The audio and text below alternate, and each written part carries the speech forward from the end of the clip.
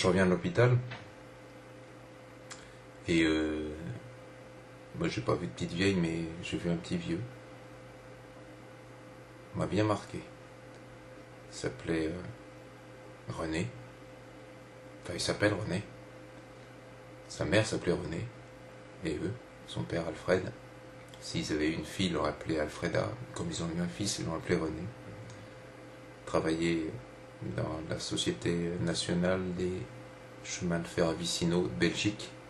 Ses parents. Il a connu la guerre. Sa mère a perdu son petit frère avec un accident alors qu'elle était enceinte. Lui, René, il avoue qu'il a eu les oreillons. Il parle d'un testicule qui enfle et qu'il est stérile. Des petits mots, des petites touches. Quelqu'un de jamais marié.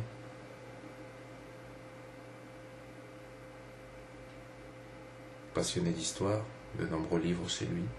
Travaillait dans une usine avec des bouteilles pour embouteiller. Puis devenu pompiste dans la région de Sancerre. L'œil droit qui dit merde à l'autre, il le reconnaît. La voix rauque, mais pas forcément très compréhensible à la suite d'une opération. L'œil gauche, valide, qui fixe son interlocuteur. J'ai l'œil gauche valide. La mère de René qui s'est suicidée.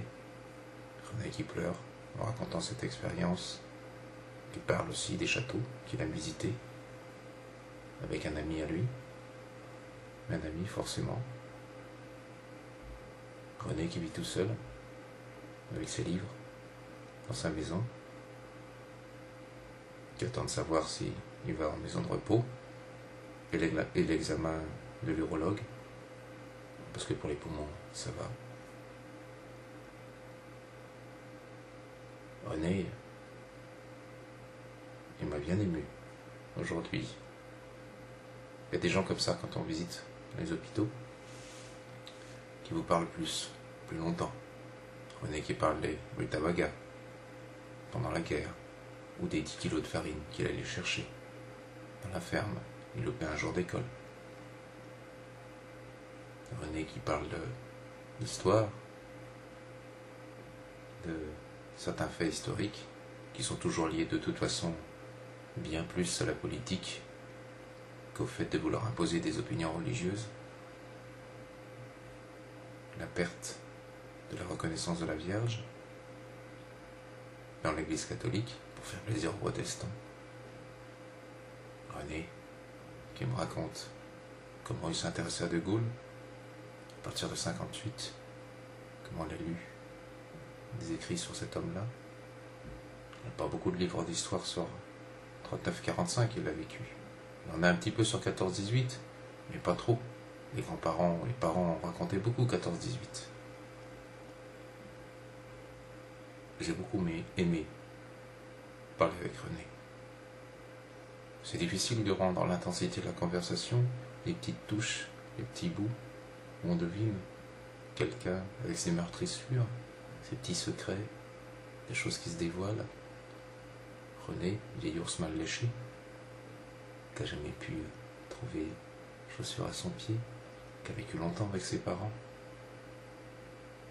qui a beaucoup souffert quand sa mère est partie d'une dépression. Une mère qui parlait beaucoup, énormément aux gens, comme René. Salut René. J'aimerais bien te voir la semaine prochaine à l'hôpital,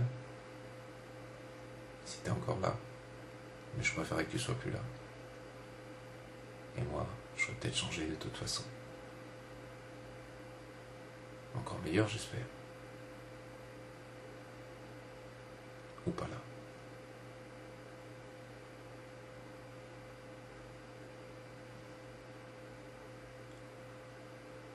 Et c'est pas seulement parce que René c'est le prénom de mon papa que ça m'a marqué, René. J'ai appris ton prénom que presque en fin de conversation. la Belgique et les Hollandais, et tous ce souvenir et les petites brasseries. Il y a des histoires à écrire sur ces gens dans les hôpitaux. Des histoires qui ne devraient pas mourir, et qui meurent.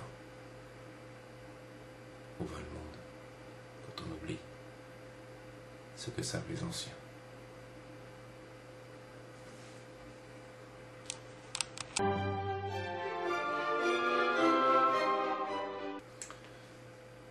Je suis pas certain que ce que je viens de faire sur René soit tout à fait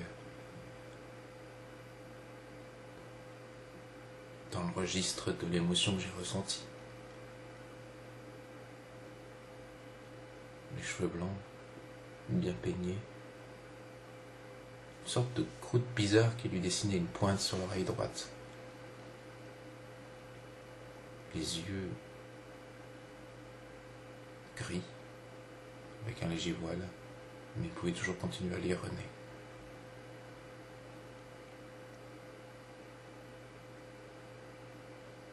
Des fois, j'aimerais vraiment pouvoir emporter une photo de certaines des personnes que je vois là-bas à l'hôpital.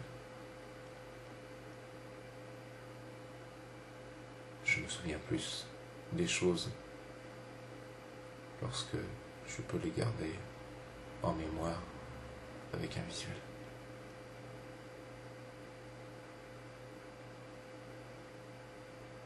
C'est égoïste. Mais si René était là la semaine prochaine, je crois que je lui aurais demandé de me prendre en photo.